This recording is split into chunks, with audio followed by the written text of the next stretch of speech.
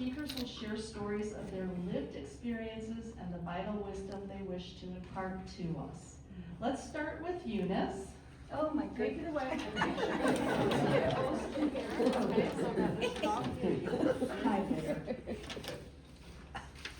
I lived in Brooklyn. I was born in Brooklyn, New York. I lived in Flatbush. And I went to Erasmus Hall High School. And at 14, I met my future husband, Marvin Ross. He was 15, I was 14. We went together for 5 years, and then we married. We moved in with my mother and father because we didn't have a place to live, and it was a one-bedroom apartment. Marvin went to CCNY College. I went to work. I then became pregnant, and we had our first baby, who's now 73 years old. Wow. And I had a little girl, and Marvin was making $60 a week as an accountant in New York.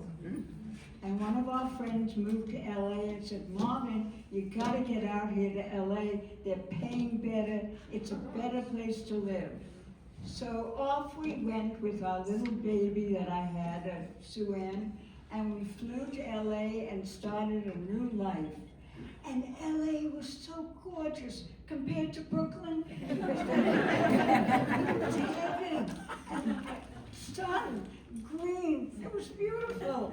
And we started our life, and I had one baby, and then I had another baby, and then I was pregnant again, and so we went from one apartment to another apartment, and finally we went and bought a home. Now we find this home in the valley in Granada Hills, and it says Ross's Roost, and his name was Marvin Ross. That was her name. The owner of the home was Marvin Ross. The buyer was Marvin Ross. Is that the most unusual thing? We buy the house. We keep the telephone. People call me up and say, Betty? I said, no, it's Eunice. I figured the original Marvin Ross remarried. I said, no, I'm a second, my husband's also Marvin. Anyway, it was very confusing. We get the phone, we went on, we lived, it was very pleasant. And then my youngest, I had 4 children, and my husband and I went to Palm Springs with the kids. It was really nice. He was now vice president of World Away Garbage Disposal Company. And he was doing well, we were doing well. Life was wonderful. And went to Palm Springs, they had a pool, and I noticed that Marvy had black and blue marks all over his body. Well, I figured he was allergic to the water, it's something he ate. We came home, and our family doctor said, he had something with the blood, went to UCLA, and the UCLA hematologist says to me, Eunice, he's only got 6 months to live. He was 30 years old, I had 4 children. I said to this doctor, are you crazy? Are you crazy? My husband's not gonna die. He's only 30 years old, he's not gonna die. Well, a year later, he was gone. He was gone.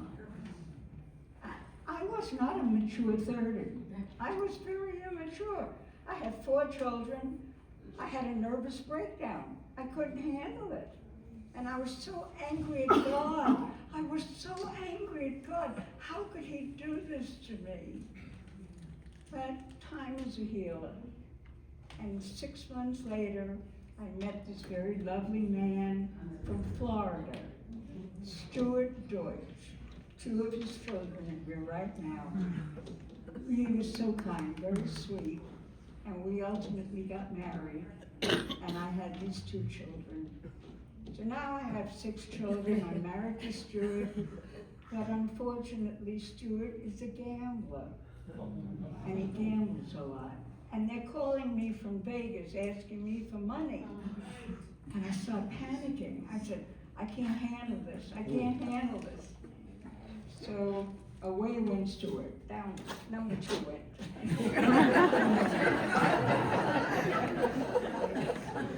So here I am, now 39 years old with 6 children, single.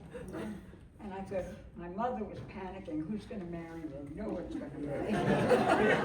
So, I'm working in the aerospace industry, and I loved it. It was wonderful. I worked at Lytton, and it was so nice. I loved it. And then, just before the earthquake of '71, I met this very good-looking guy, 6'4.5". I was in lust. Gorgeous. Gee, oh my God, you know. And I met him in Tabora. I was with my girlfriend. We were out, two women divorcees out, and his name was Les Fischer. So you know what happened. Les and I did get married, and he moved in, and we were married for quite some time, but unfortunately, he was a drinker. A heavy drinker. And he had a bad temper. When he yelled, the house vibrated. He was 6'4", I was 5'1", and he scared me. At times he scared me. I said, I don't want to live, I'm not going to live like this. He was good with my kids. My son loved him. He loved my son. But after like 8, 9 years, I couldn't handle it. Okay, so now I'm divorced. I'm like 49. Who the hell is I'm getting old? Definitely not going to get married again. Definitely. But I meet number 4. Number 4 is a nice little Jewish boy. Sweet. But he's got like 7 kids. I have 6. But his children, 4 of them are in New York, 3 of them are in California. But his name was Michael, and Michael was very sweet. Loved to cook, loved to eat, and he was a darling man, but I was never in love with Michael.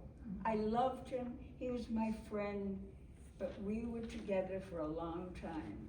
But in the meantime, I worked in the aerospace industry, I made good money, and life goes on, but I kept traveling back down to Southern California, back up to Northern California, had children there, and Michael said, come and live with me. So I went and lived with him, but after about 3 years, I was figuring ways to kill him.